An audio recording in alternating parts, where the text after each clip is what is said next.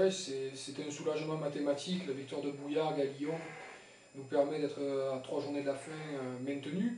C'est un soulagement et un petit peu ça fait remonter l'amertume de la saison par rapport à toutes ces désillusions. Mais le point fort de tout ça, c'est qu'à 3 semaines de la fin, 4 semaines de la fin, on va pouvoir soigner les blessés et lever le pied un petit peu pour ne pas tirer sur les organismes plus que de raison.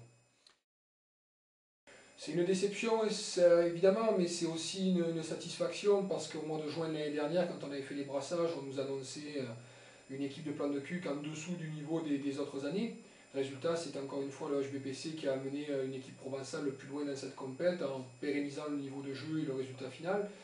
Il faut tirer un grand coup de chapeau à Steph Para et à toutes les joueuses et à Pascal Révelin pour le travail fait toute l'année, la collaboration avec Farid Setila, la collaboration avec le staff de N2 parce que c'est un vrai travail d'équipe.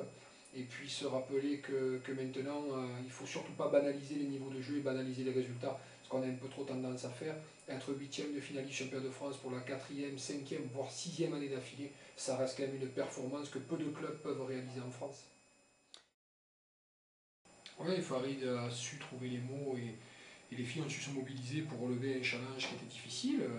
La victoire contre la SPTT a été déclencheur et a bien montré que l'équipe était prête à relever le défi. La victoire contre Cannes, c'est une victoire au moral où les filles ont refusé la défaite jusqu'au bout et ont arraché les 3 points. Puis contre Saint-Julien, il y a eu une belle présence, une belle première mi-temps et encore une fois à la fin, la volonté, la haine de ne pas perdre. Et c'est ce qui va permettre à ce groupe, s'il continue comme ça, de se maintenir en National 2. Mais il ne faudra pas banaliser ce maintien parce que se maintenir en N2 pour un groupe de 17-18 ans de moyenne d'âge est une vraie perf cette année. Surtout que des joueuses sont parties en équipe 1, sont revenues et que le groupe a été parfois diminué. Et les joueuses qui sont restées ont montré toute leur valeur.